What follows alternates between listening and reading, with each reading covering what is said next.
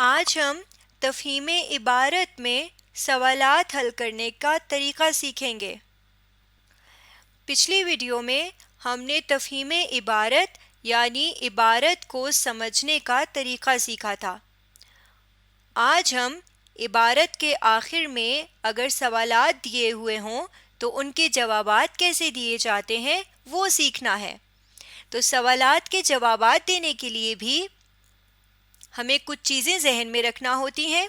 सबसे पहली चीज़ जो हमें पता होनी चाहिए वो ये है कि सवाल में जितनी बात पूछी जाए हमने बस उतनी ही बात का जवाब देना होता है।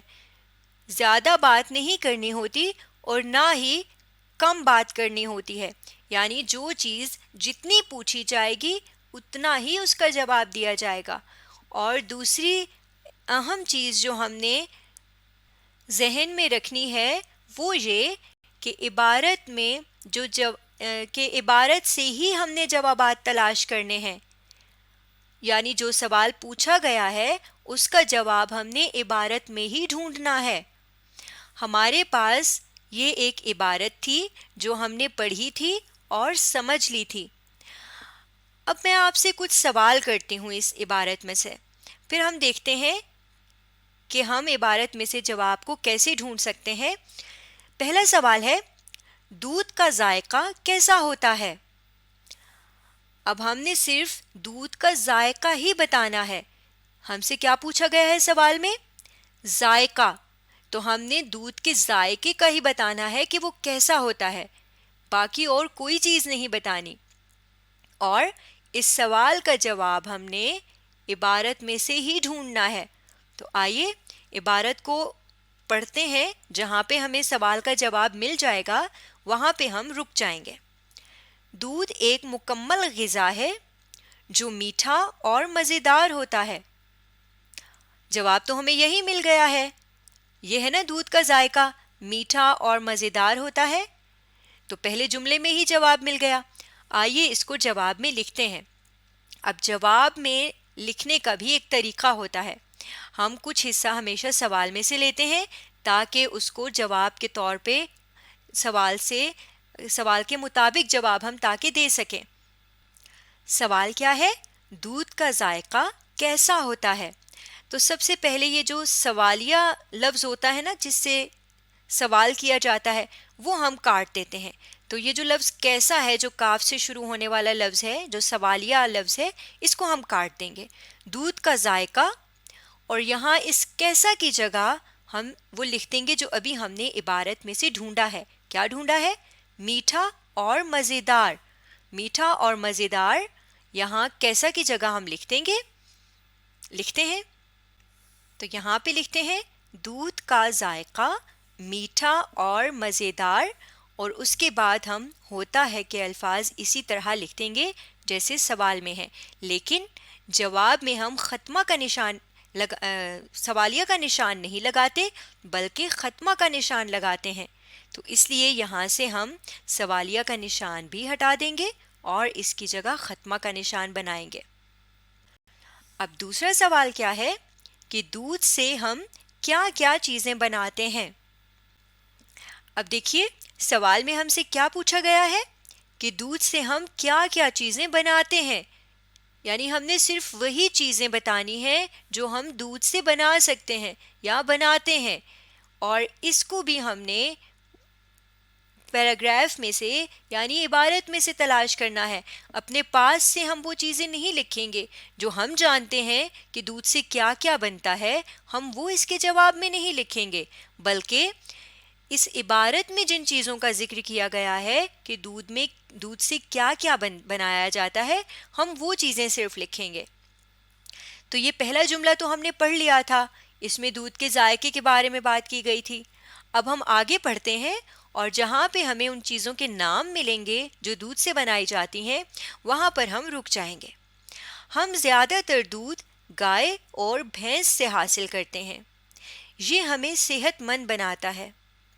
इससे हड्डियाँ मजबूत होती हैं। कमज़ोर और बीमार इंसान इसके इस्तेमाल से तंदुरुस्त हो जाते हैं।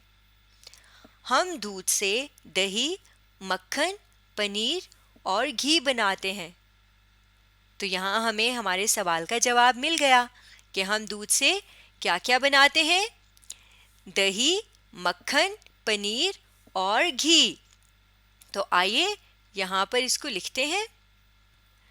دودھ سے ہم کیا کیا چیزیں، تو کیا کیا کو بھی کاٹ دیں گے اور ہم نے چیزوں کے نام لکھنے ہیں نا، تو اس لیے ہم اس لفظ چیزیں کو بھی کاٹ دیں گے اور آخر میں سے سوالیہ نشان کو بھی۔ اب ہم لکھتے ہیں دودھ سے ہم کیا کیا چیزیں، اس کی جگہ پر ان 4 چیزوں کے نام لکھ دیتے ہیں، دہی، مکھن، پنیر اور گھی۔ تو یہاں پہ ہم نے ان 4 چیزوں کے نام لکھ دیے۔ اس کے بعد بناتے ہیں کہ الفاظ کو اسی طرح لکھیں گے اور سوالیہ نشان کے بجائے ختمہ کا نشان لکھیں گے، کیونکہ جواب کے آخر میں ختمہ کا نشان بناتے ہیں یا لکھتے ہیں۔ اب تیسرا سوال ہے ہمارے پاس، آپ دودھ کا استعمال کیوں کرتے ہیں؟ اب دیکھیں اس عبارت میں تو ایسا کچھ بھی نہیں لکھا ہوا تھا جو یہ بتائے کہ ہم دودھ کا استعمال کیوں کرتے ہیں، میں دودھ کا استعمال کیوں کرتی ہوں یا آپ دودھ کا استعمال کیوں کرتے ہیں۔ تو اب یہ اس سوال کا جواب ہم کیسے لکھیں گے؟ آئیے یہ سیکھتے ہیں۔ اگر کوئی ایسا سوال پوچھا جائے جس کا جواب براہ راست یعنی ڈائریکٹ عبارت میں سے ہمیں نہ مل رہا ہو، تو پھر ہم کیا کرتے ہیں کہ عبارت میں جو چیزیں ہم نے سمجھی ہیں ان کو سامنے رکھتے ہوئے ہم نے خود جواب بنانا ہوتا ہے۔ تو آئیے دیکھتے ہیں کہ عبارت میں ہم نے کیا پڑھا تھا کہ دودھ کیوں استعمال کیا جاتا ہے۔ دودھ ہمیں صحت مند بناتا ہے، ہم اس لیے بھی اسے استعمال کرتے ہیں۔ اس سے ہڈیاں مضبوط ہوتی ہیں، اس لیے بھی اسے استعمال کیا جاتا ہے۔ کمزور اور بیمار انسان اس کے استعمال سے تندرست ہو جاتے ہیں یعنی ٹھیک ہو جاتے ہیں۔ اور شروع میں ہم نے یہ بھی پڑھا تھا کہ دودھ میٹھا اور مزیدار بھی ہوتا ہے۔ تو ان ساری وجہوں سے ہم دودھ کو استعمال کرتے ہیں۔ تو اب آپ بتائیے کہ آپ دودھ کیوں استعمال کرتے ہیں؟ کیا آپ کو دودھ میٹھا اور مزیدار لگتا ہے اس لیے دودھ استعمال کرتے ہیں، یا اس لیے کرتے ہیں کہ وہ آپ کو صحت مند بناتا ہے، یا آپ کی ہڈیاں مضبوط کرتا ہے اس لیے آپ دودھ پیتے ہیں؟ یہ بھی ہو سکتا ہے۔ اور آپ بیماری سے بچنا چاہتے ہیں یا آپ کمزوری سے بچنا چاہتے ہیں، تندرست ہونا چاہتے ہیں، اس لیے آپ دودھ استعمال کرتے ہیں۔ ان میں سے کوئی بھی وجہ ہو سکتی ہے، تو آپ نے وہ وجہ لکھنی ہے جس وجہ سے آپ دودھ استعمال کرتے ہیں۔ میں یہاں پہ وہ وجہ لکھتی ہوں جس کی وجہ سے میں دودھ استعمال کرتی ہوں۔ تو یہاں پہ سوال کا جواب لکھنے کا طریقہ کیا بنے گا؟ یہاں پہ میں آپ کا لفظ نہیں لکھوں گی، آپ کو ہم کاٹ دیں گے۔ یہاں پہ میں لکھوں گی میں، آپ نے اپنی بات بتانی ہے نا، اس لیے یہاں پہ میں لکھا جائے گا۔ اور آگے ہم اسی طرح سوال کے لفظ لکھیں گے، دودھ کا استعمال، میں دودھ کا استعمال۔ اب کیوں سے پہلے میں لکھوں گی اس لیے۔ جب آپ سے کیوں کا سوال پوچھا جائے تو آپ کیوں سے پہلے لکھتے ہیں اس لیے۔ میں دودھ کا استعمال اس لیے کرتی ہوں۔ پھر کرتے ہیں کی جگہ ہم نے لکھ دیا کرتی ہوں۔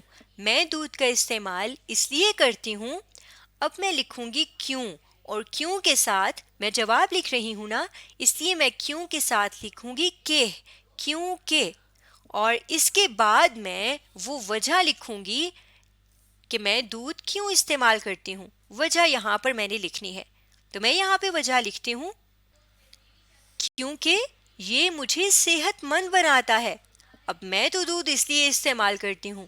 اگر آپ کو دودھ میٹھا لگتا ہے، مزیدار لگتا ہے، اس لیے آپ اس کو پیتے ہیں یا اس کا استعمال کرتے ہیں، تو آپ یہ بھی لکھ سکتے ہیں کہ میں دودھ کا استعمال اس لیے کرتی ہوں کیونکہ یہ مجھے میٹھا اور مزیدار لگتا ہے۔ یا کوئی بھی اور وجہ جس وجہ سے آپ دودھ استعمال کرتے ہیں وہ آپ یہاں پر لکھ سکتے ہیں۔ تو اس طرح سے آپ نے سوالات کے جوابات دینے ہیں عبارت میں سے ڈھونڈ کے، اور عبارت کو سمجھنے کے بعد جو چیزیں آپ کو سمجھ میں آئی ہیں ان کو سامنے رکھتے ہوئے آپ نے ایسے سوالات کے جواب بھی دینے ہیں جن کا جواب آپ کو براہ راست یعنی ڈائریکٹ عبارت میں سے نہیں مل رہا ہوگا۔